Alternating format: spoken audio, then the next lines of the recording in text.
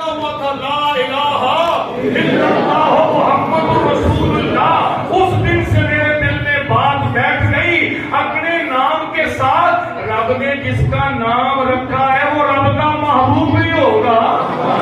اللہ فرمایا پیارے آدم میں نے تیری بخشش فرما دی، تو نے کچھ نہیں مانگا، اپنی ساری اولاد کی معافی مانگتا، سب کو معاف کر دے۔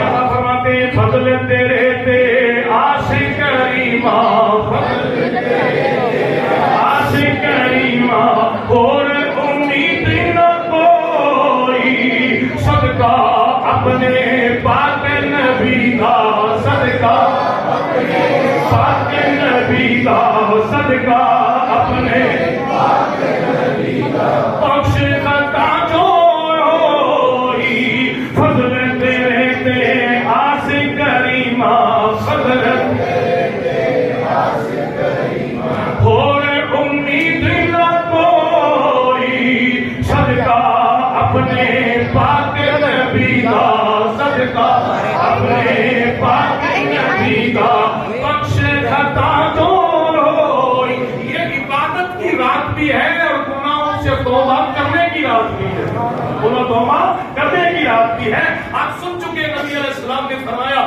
یہ وہ شب برات برکتوں رحمتوں والی رات ہے، اس رات آ کر کوئی گناہوں کی معافی مانگتا ہے، اللہ اس کے گناہ معاف کر دیتا ہے، رزق مانگتا ہے رزق دے دیتا ہے، صحت مانگتا ہے صحت عطا فرماتا ہوں، دولت مانگتا ہے دولت دیتا ہوں۔ اللہ اکبر، ساری رات رب کی رحمت اعلان کرتی رہتی ہے، مومنوں دامن پھیلا کر اس رات جو مانگو گے رب دے گا، جس کے یہاں بیٹے نہیں بیٹے مانگو گے رب بیٹا دے گا، اولاد نہیں اولاد مانگو گے اولاد ملے گا، بیٹے بیٹیوں کے رشتوں میں رکاوٹ ہے دوری مانگو گے اللہ وہ عطا فرما دے گا۔ یہ میں نہیں کہہ رہا، یہ حدیث میں میرے نبی پاک فرما رہے ہیں، میرے آقا علیہ السلام فرما رہے ہیں، اللہ کی رحمت پکار رہی ہے، اعلان کر رہی ہے تو بخشش مانگنے والا ہے، تو توبہ کرنے والا ہے، تو گناہوں سے معافی مانگنے والا، رزق لینے والا، اولاد دینے والا۔ اس لیے محبت والے کہتے ہیں جب آواز آ رہی ہے ساری رات آئے گی، بولو ساری رات آواز آئے گی، طلوع فجر تک آواز آئے گی، تو پھر ہم کہیے ہمیں چاہیے لبیک اللہم لبیک لا شریک لک لبیک ان الحمد والنعمت لک والملک لا شریک لک۔ کیا یا اللہ میں حاضر ہوں، یا اللہ۔ اس لیے میاں صاحب فرماتے ہیں ساری راتی رحمت ربی، ساری راتی رحمت ربی، کرے بلند آواز بخشش منگنے والے آکار کھلا۔ اس کا نام لیلۃ التکفیر بھی ہے، جس کا معنی گناہوں کو مٹانے کا آتا ہے۔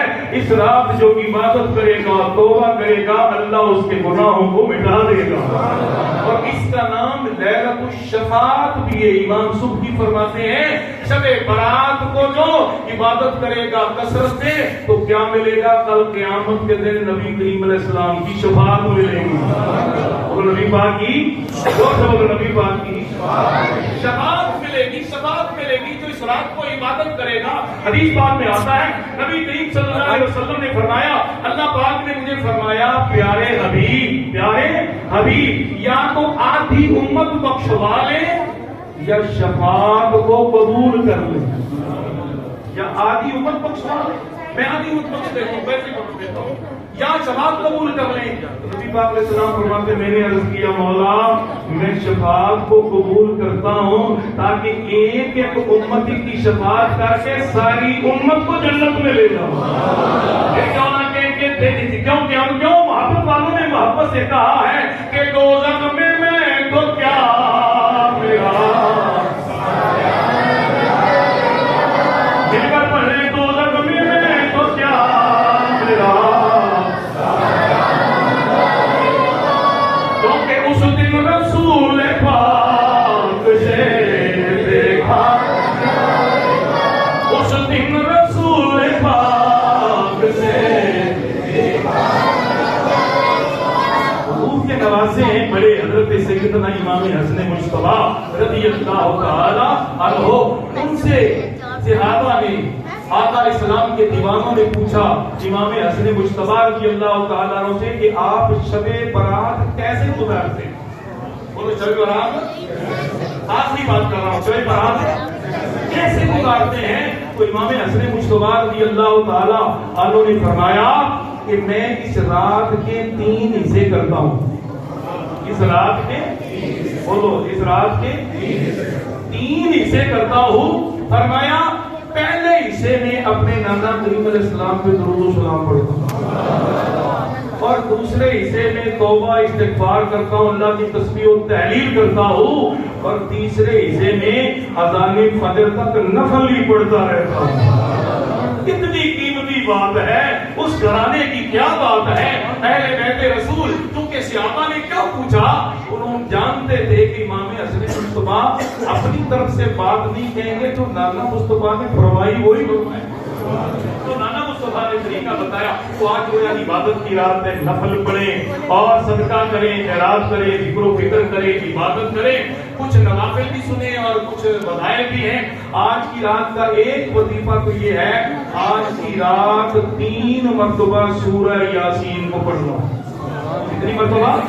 3 مرتبہ، اور اس کے بعد سورہ بقرہ کا آخری رکوع جو ہے اس رات میں جو 21 مرتبہ پڑھے گا، اللہ اس کی جان اور مال اور عزت کی حفاظت فرمائے گا۔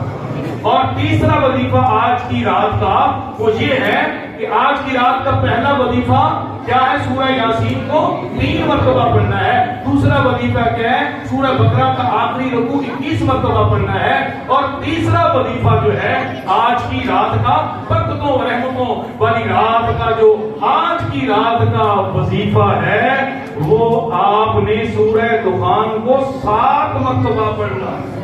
سورہ دخان کو 7 مرتبہ، نبی علیہ السلام فرماتے ہیں جو شب برات کو 7 مرتبہ فرمایا سورہ دخان کو پڑھے گا، اللہ اس کی 70 دنیا کی حاجتیں پوری کرے گا، 70 آخرت کی حاجتیں، اور سب سے چھوٹی حاجت یہ ہے کہ اللہ اس کے سارے گناہ معاف فرما دے۔ اس کے بعد نوافل کی طرف آئیں تو پہلے 14 رکعتیں، بولو کتنے؟